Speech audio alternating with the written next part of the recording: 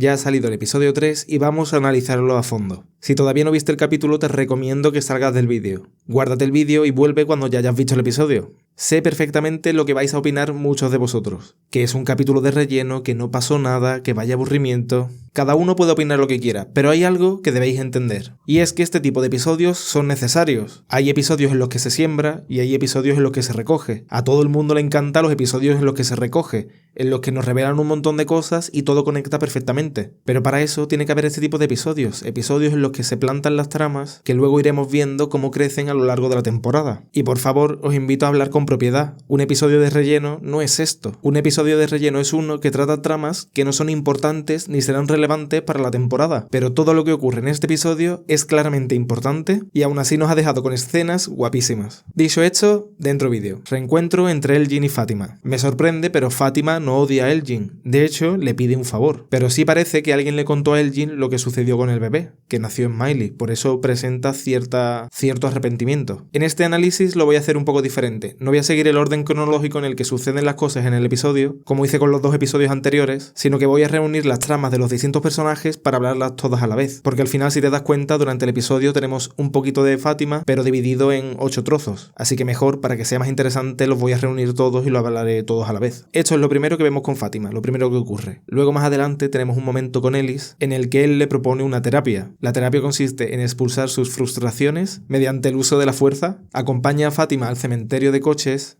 que hizo Víctor, reuniendo todos los coches de su infancia, y ella expulsa su ira destruyendo los cristales. Y cuando vuelve a Colony House vemos qué fue lo que le pidió a Elgin. Y es que parece que lo que le pidió fue que cogiera arena podrida de esta del huerto, o eso es lo que interpreto yo. Y Fátima le comenta que esa cantidad está bien para empezar, pero que necesitará más. ¿Qué significa esto? Mi teoría es que Fátima sigue necesitando comer basura, comida podrida, la que comía en la 3ª temporada. Que de algún modo su organismo no se ha recuperado y sigue teniendo esos ataques de ira, como cuando acabó con Tilly, y que sigue sin poder probar comida normal. Aunque en el fondo no sé si tengo todas conmigo, pero creo que eso es lo que nos quiere decir esta trama. Como siempre os invito a dejarme vuestras teorías en los comentarios, porque seguro que a alguno de ustedes se os ha ocurrido alguna teoría interesante con este tema o con cualquiera. Siguiente trama del capítulo. Boyd y Acosta. Boyd tiene una pesadilla recordando lo que ocurrió con Abby, y eso parece que le ayuda a darle un nuevo enfoque a su relación con Acosta, porque normalmente con ella tiene muy poca paciencia y en este capítulo la vemos que la intenta ayudar, porque el darse cuenta de que no va a poder encontrar una salida, o lo más probable es que no lo haga porque mucha gente lo ha intentado y nadie ha conseguido nada, ella se derrumba. Incluso le pide una bala a Boyd para ir al bosque y desvivirse ella sola. De este diálogo inicial me ha encantado como Boyd le dice que si a Christy le hubiera ocurrido algo no estaría de esta misma onda. Me gusta mucho ver a Boyd en modo protector, con Christy además, porque ella también le apoya a él muchas veces. Y en estos pequeños momentos se demuestra el cariño que se tienen entre ellos, y verla derrumbarse así de rápido y pensar incluso con esa posibilidad,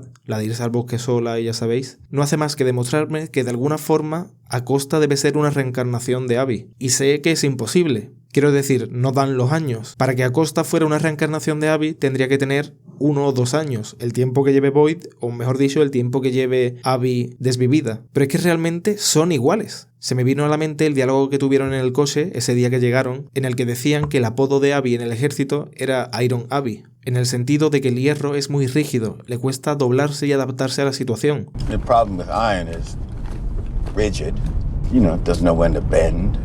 Kenny ya le aconsejó a Acosta que se adaptase a su nueva situación, que aunque no le gustara, esta es su nueva vida. Pero Acosta no puede adaptarse a esto, prefiere salir por la vía rápida. Pero nuestro sheriff, para evitar que haga esto, le manda una tarea. Le manda que vaya al sótano de Colony House y que monte una especie de escena del crimen para analizar todos los objetos que estuvieron allí. Porque como ya se nos dijo en el capítulo anterior, los objetos conservan cierta alma de las personas y nos ayudan a recordar a los dueños. Que de algún modo, si Acosta investiga bien esos objetos, puede descubrir algo de los habitantes que ya estuvieron ahí. Y que quizás ahí, entre esos objetos inútiles, pueda encontrar una nueva respuesta que les ayude a salir de ahí de verdad, que recuerde por qué quiso ser policía, que intente salvar a las personas que están allí, que todavía tiene ayuda que ofrecer. Como ya sabéis, a mí Acosta me cae fatal, no la soporto y cualquier decisión que toma me sienta mal, pero de nuevo me gusta la actitud que tiene Boyd, me parece genial que esté dispuesto a ayudarla y que le dé una tarea, y siento que si Acosta descubre algo interesante, eso puede ayudar a que no odie tanto a su personaje, que si tiene un acercamiento con Boyd y se reconcilian, quizás me caiga mejor, y por favor que ocurra eso, porque sinceramente creo que el personaje necesita un cambio. cambio. Continuamos para bingo, que pase la siguiente trama. Tenemos la trama de Sofía y Sarah. La trama de Sofía: se despide de su padre arrancándole un diente. Y esto sinceramente es brutal porque tiene una conexión increíble con la segunda temporada. Cuando tienen el cuerpo de Smiley tumbado en la clínica, puedes ver los objetos que llevaba Smiley encima. Y se puede ver una cartera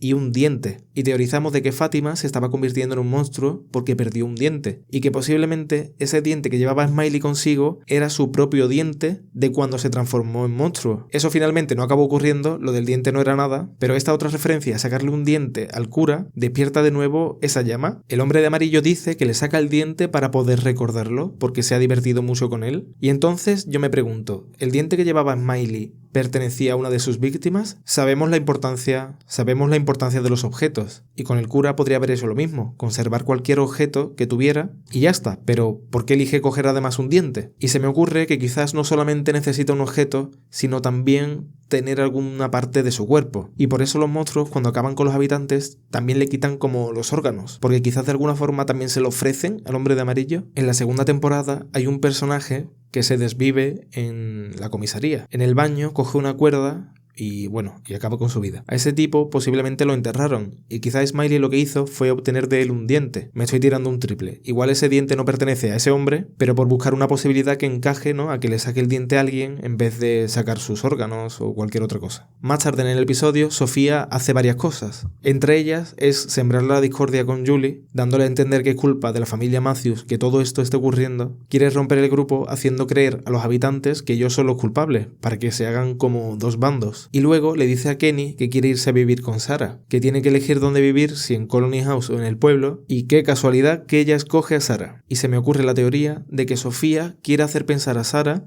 que la familia Matthews es la culpable, y que de algún modo lo que le dijeron las voces de que si acababa con Ethan todos se irían a casa es verdad. Igual intenta manipularla para que vuelva a hacer lo mismo y lo que ya le pidió que hiciera en la primera temporada. No sé, es una posibilidad. Es por conectar todas las tramas que nos han salido así nuevas. Además, recordemos que en los trailers vimos cómo a Sarah le aparecían de nuevo las voces. La trama de Jade. Una pregunta que nos hacíamos con Jade y Tabitha era hasta qué punto habían recordado, si podían recordar todas sus vidas y si desde aquella escena en el árbol de botellas ya recordaban todo, pero no. Jade piensa que necesita recordarlo todo para poder dar con una solución, pero no sabe cómo hacerlo. Entonces se le ocurre una posibilidad, y tiene que ver con algo que descubrió Tabitha yendo a Camden y trayendo a Henry. Descubrió que Miranda en algún momento de su vida había tomado ciertas sustancias, y que eso fue lo que provocó que tuviera tantas visiones de Fromville. Por eso, por ejemplo, Miranda tenía una conexión con Fromville brutal y sabía un montón de cosas antes de llegar allí, y por ejemplo Tabitha no recordó nada hasta que llegó a ese momento, y le pregunta a Boyd si en el pueblo hay algún tipo de sustancia como esa. Pero Boyd no está de acuerdo con hacerse un Heisenberg, y le dice que mejor que no, que intente otro tipo de técnicas para recordar, como ya vemos que hace luego. Aunque ya luego, en la trama de Ethan, vemos que encuentra una seta alucinógena, y de seguro veremos a Jade tomando esa seta. La trama de Ethan. Se celebra el entierro de Jim y el pastor, e Ethan estrena un nuevo outfit. Es de las pocas veces que vemos que no usa el color amarillo, pero lo que sí usa ahora es un traje de chaqueta. Qué casualidad, deja de vestir el color amarillo y pasa a ponerse un traje. Otro guiño a que podría convertirse en el hombre de amarillo. Estoy seguro de que muchos lo pensáis. Pero lo más curioso de todo es lo que menciona sobre el traje, de cómo su padre, Jim, le contó en el entierro de su abuelo de que un hombre viste un traje en un entierro para mostrar sus respetos. ¿Querría decir eso que el hombre de amarillo viste su clásico traje amarillo para mostrarle sus respetos a Jim o a sus víctimas? Hombre, si Ethan acaba siendo el hombre de amarillo, pues tendría bastante sentido. En el entierro vemos a los cuervos. Esto debería haberlo mencionado dentro de la trama de Sofía, pero se me olvidó, así que lo voy a decir aquí. Según Julie, los cuervos estaban celebrando, pero sinceramente no sé qué pensar, si eso era una celebración o no. Pero como luego Kenny le dice a Sofía,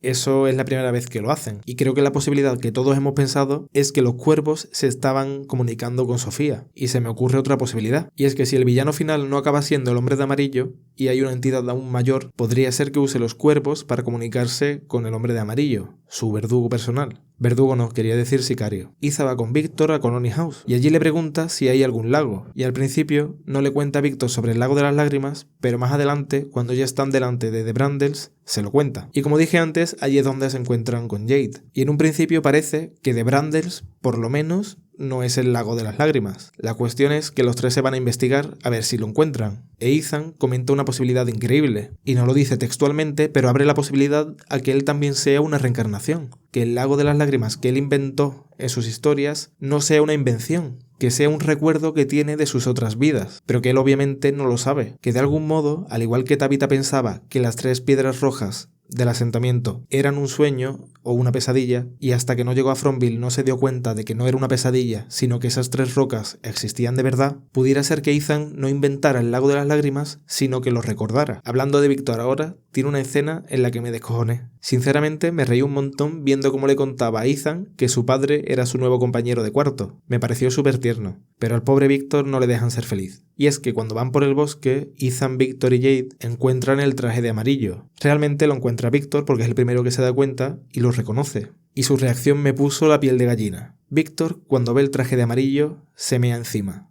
Imaginaos, solamente imaginaos, el terror que le tiene que dar ese traje. Y bueno, no por el traje en sí, sino por el recuerdo que él tendrá de la persona que llevaba el traje. Buah, de verdad, el hombre de amarillo para mí, de los mejores villanos que existen en las series. Y solamente habrá salido en pantalla 1 minuto. Tabitha decide que debe intentar volver al faro. Que quizás volver al faro es la salida y es la forma de poder ayudar a sus hijos. Escribe una nota y se la va a dejar a Donna para que cuide de sus hijos. Pero en ese momento Henry le intercepta. Se da cuenta de que oculta algo y que posiblemente va a hacer algo que él no puede permitir. Y decide acompañarla para evitarlo. Por un momento casi vemos a Tabitha contándole la verdad a Henry. Que ella es Miranda. Pero justo Henry la para y ya ella desiste. Henry tiene miedo de que le pase lo mismo que le ocurrió a Dale. Que realmente no acabe yendo al faro y acabe empalada en cualquier sitio. Y justo en el momento en el que están ahí forcejeando para ver si entra Tabitha en el árbol, aparece el niño de blanco. Y Tabitha no lo duda y le pregunta lo que todos pensamos. ¿Por qué estás diferente? ¿Por qué has crecido? Pero el niño de blanco esquiva la pregunta. Le dice que realmente esa no es la pregunta importante. El niño de blanco le dice que está muy cerca, pero que se le acaba el tiempo. Y no directamente, pero parece confirmarle de que si pasa por el árbol no va a ir al faro. Y de algún modo la ayuda porque parece que se le va a quitar esa idea de la cabeza. Y la pregunta que todos nos hacemos es por qué el niño de blanco no la ayuda más. ¿Por qué solo le dice eso y desaparece? Porque él desaparecerá justo en ese momento que escuchan a Ethan persiguiendo a Víctor. Y Tabitha y Henry se unen a ellos. Y Víctor menciona sobre el hombre de amarillo que pensaba que no era real. Por eso sintió tanto terror al ver el traje, porque eso le confirmó que eso no era una invención suya de su cabeza, que era real. Y espero que veamos en el siguiente capítulo qué es lo que recuerda de él, qué fue lo que vio o lo que vivió con ese personaje. Me he dado cuenta que en este vídeo he hecho muchas veces así. Me ha dado a mí hoy por eso. Ya solamente quedan 2 tramas para cerrar el vídeo. La penúltima sería la de Julie y Randall. Julie decide recuperar los libros de Ethan. Esos libros que le dieron la idea a Ethan del Storywalker, de cómo ella puede visitar los capítulos pero no escribir la historia. Pero esos libros quedaron enterrados debajo de la casa. Y Randall, como es todo un caballero, se ofrece a ayudarla y entra debajo de la casa. Esta bajada a la casa nos confirma que el cuerpo que salía en el tráiler, del cual salía la rata de la boca, era el de aquel chico que estuvo en el autobús y que se quedó encerrado abajo con Tom y Jim. Creo que a nadie se le ocurrió esa posibilidad. Randall cumple su misión y recupera los 2 libros, el del libro del Cromanonkel y el de El Gran Guligug. Aunque ya sabíamos que lo iba a conseguir porque en una imagen promocional de hace tiempo se veía a Julie con el Gran Guligug en la mano. Y parece que ese libro cobrará más importancia en esta temporada. De hecho, conecta muy bien con lo que va a ocurrir en el asentamiento, con esa escena del tráiler en la que vimos cómo los muñecos de trapo cobraban vida y destruían una de las casas. Porque el libro del Gran Guligug está inspirado en uno real. Y ese libro trata de cómo 2 muñecas cobran vida por la noche. Y el Guligug es un personaje que ellas 2 conocen en esas aventuras que viven tomando vida por la noche. No sabemos qué más conexiones tendrá con el libro, pero solamente que trate de que unos muñecos cobran vida ya es suficiente para pensar que es una locura. Es una locura lo bien hilada que está la serie, quiero decir.